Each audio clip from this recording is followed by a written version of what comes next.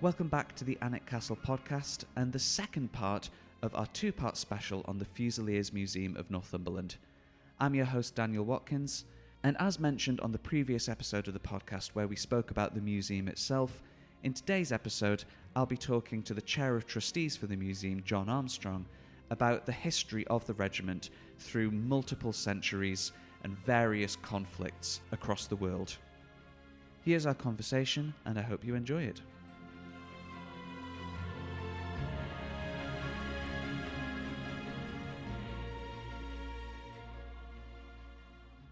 My second guest on this special Fusiliers episode of the Alnwick Castle podcast is the Chair of Trustees for the Fusiliers Museum of Northumberland, John Armstrong. How are you, John? I'm very well. Thanks very much, Daniel. You are here to tell us a little bit more about the regiment of the Northumberland Fusiliers and their history. So we'll start with a big, broad question of who were the Northumberland Fusiliers and how long have they been around? The regiment is an infantry regiment. Its origin was in 1674, and that means to say that it's got 350 years of history, just about.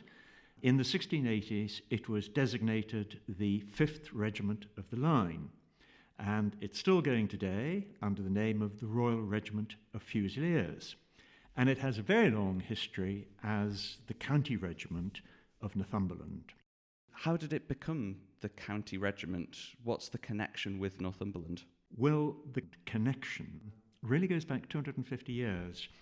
And it happened like this, that in the 1760s, the regiment was commanded by Colonel Hugh Earl Percy, and Colonel Hugh Earl Percy later became the 2nd Duke of Northumberland. And Colonel Percy commanded the 5th for 16 years, from 1768 to 1784, and that included a long period of active service in the American War of Independence, where he served with distinction. Incidentally, later he became a general, and he was very much ahead of his time in a lot of his views. Be that as it may, he was asked in 1782 if he would support the regiment, the 5th of Foot, having an association with Northumberland, becoming the County Regiment of Northumberland. And we have what he wrote. I cannot hesitate one moment in wishing that the 5th Regiment of Foot may bear the name of the County of Northumberland. So that's where it all started, both as the County Regiment of Northumberland and the connection with the Percy family, and it all goes back 250 years. So that explains the Northumberland, and I should follow that up by asking, what is a Fusilier? What is a fusil? Well, a Fusilier is a soldier equipped with a fusil, and a fusil is a flintlock musket. And flintlock muskets were in service during the 18th century through into the 19th century, and it's a development of the musket which was introduced around about, I think, mid-18th century. They were in all the armies of Europe, and they went on being used right through to the American Civil War. And that is how Fusiliers came to be known as Fusiliers. They weren't known as Fusiliers in the earlier years of the regiment, but they were designated Fusiliers in the early 19th century. And it was in the early 19th century that the Northumberland Fusiliers were very active in the Peninsular War, fighting back through Europe against the armies of Napoleon. That's where they got their famous nickname, the Fighting Fifth. Can you tell us about the Peninsular War and what happened in the Napoleonic period with the Fusiliers? Yes, this was a very important period for the 5th.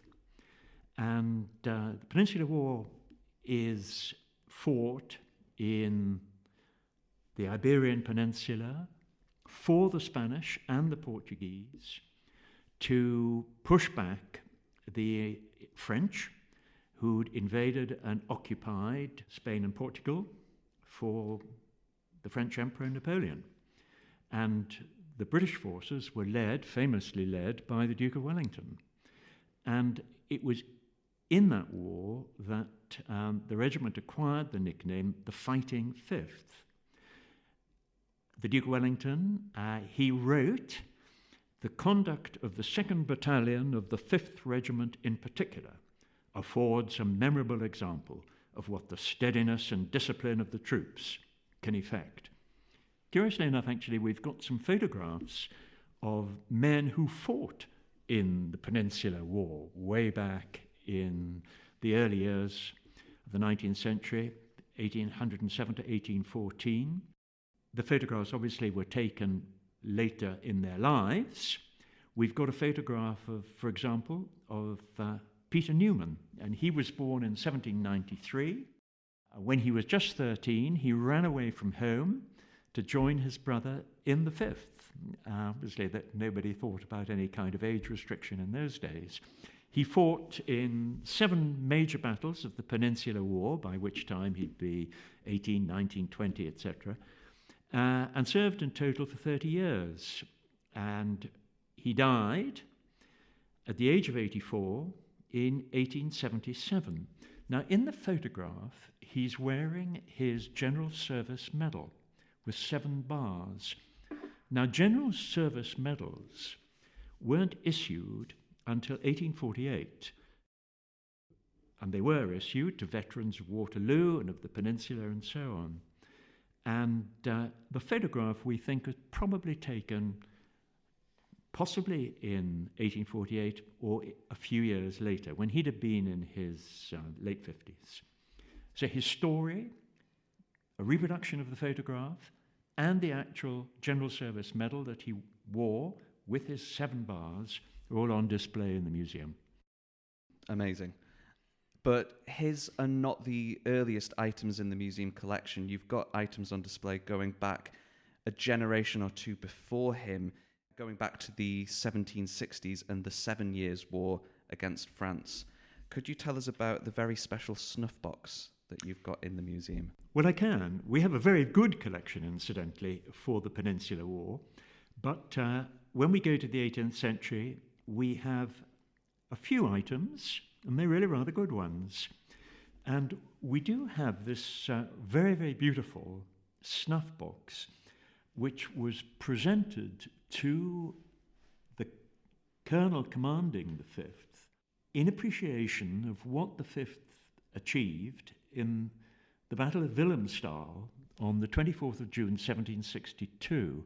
And at that time, the 5th were spending a couple of years or more of the 7 Years' War in Germany as we know it today. They were fighting for the Hanoverians. George II, after all, was Duke of Hanover. And they had a wonderful victory at the Battle of Wilhelmsthal. And we've got the journal of somebody who was there, Captain Thomas Bell. And he's quite a character, and he wrote about the battle. This is his entry for the 24th of June, 1762. Our whole army crossed the Dummel, we at Liebenau, to attack the French army. Lord Granby's corps was on the Durenberg in their rear before a tent was struck.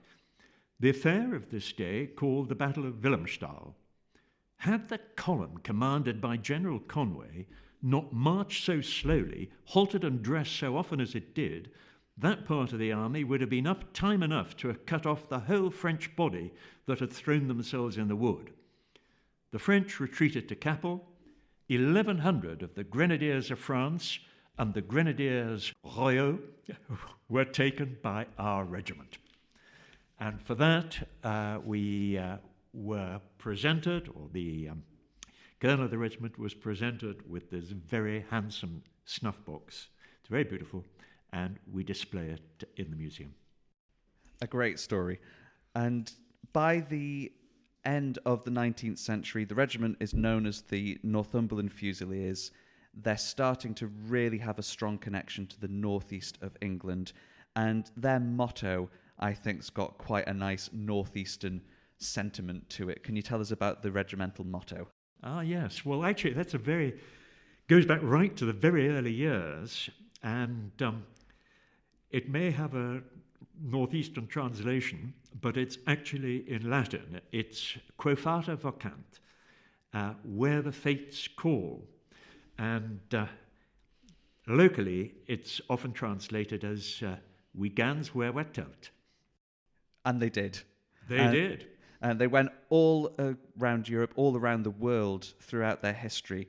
But their regimental depot was in Newcastle. Can you tell us about the importance of the Newcastle region to the regiment, especially in the lead up to the First World War at the start of the 20th century? Yeah, tremendously important. Regimental depots were established by army reforms in the 1870s, and the depot of the Northumberland Fusiliers was at Fenham Barracks in Newcastle. And here, in not so many years' time, the Northumberland Fusiliers would raise a quite extraordinary 52 battalions to fight in the First World War. And they were recruiting in Newcastle, Tyneside, Northumberland, and perhaps more widely in the northeast. And of course, so many people in the region have had connections with the Northumberland Fusiliers. They had fathers, grandfathers, great-uncles, uncles who served in the First World War and came to see the special centenary exhibition that we put on from 2014. And so many visitors wrote in our visitors' books and wrote to us to say, visitors with and without Fusilier connections, that they had found the exhibition a very moving experience. So the Fusiliers, they were and they remain deeply rooted in the lives and experiences of people and communities throughout Northumberland and Tyneside, and in the wider world where Geordies have gone, in Australia, in Canada, all over the world. The Fusiliers still serve today, I should say, and as the Royal Regiment of Fusiliers, there's a regular battalion, but there's a Reserve Army Fusilier battalion with its headquarters beside the Tyne in Newcastle, close to the quayside, not too far from the Tyne Bridge. So the connection with the region has stayed very strong, but they're not at Fenham Barracks anymore. What happened in 1968?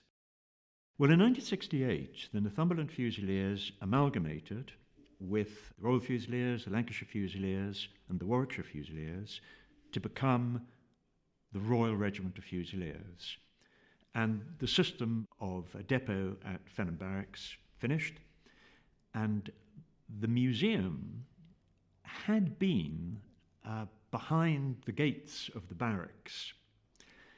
And at that point, of course, it had to find a new home. And the museum had the very great good fortune to be made welcome at Alnwick Castle. And we've been at Alnwick Castle for over 50 years. We opened here in the castle in 1970. And it's a story which started with the second Duke, all of 250 years ago. And here we are in the castle today. We tell the story of the regiment, and above all, we tell the stories of its people. And it's not just about wars or campaigns, it's in peace, and as far as we can, we tell the personal stories in people's own words. Our displays are presented thematically, but the overall structure is the life and experience of a soldier and his family, from recruit to veteran, and indeed wherever the fates called. What are the things that strike you when you're in the museum? What are the items that have caught your interest and bring this history to life for you? Well, of course, it's all the things with which you can feel a kind of personal connection. And there's a famous saying that a sense of humour is an essential in every soldier's kit bag. And museums tend to be rather serious, sober places, but I hope that we have found a way of communicating some of the sense of humour, which is such a part of a soldier's life, such a part of Northumberland Fusiliers' character. And another thing museums can be is, as I say, rather serious, rather sober. And of course, I think we are a very emotional experience for a lot of our visitors.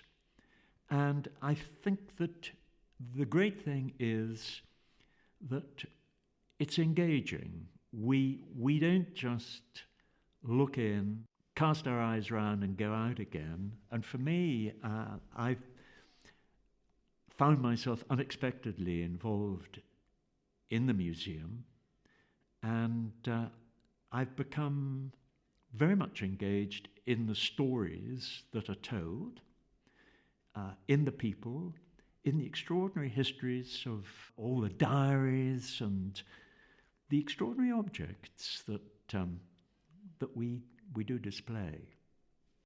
There's a quote that you have that was recently in one of your museum visitor books that I think sums up everything you've just said. Can you share that quote with us to finish? Well, I can. I was very surprised to find this remark in this comment in the visitors' books. This is a brilliant quote, I thought, from a visitor from the West Midlands. And he wrote, "This museum has genuine spirit." And that is a lovely line to finish this conversation on. So, John Armstrong, thank you very much for joining us today on the Alnwick Castle podcast. Well, thank you very much for having me.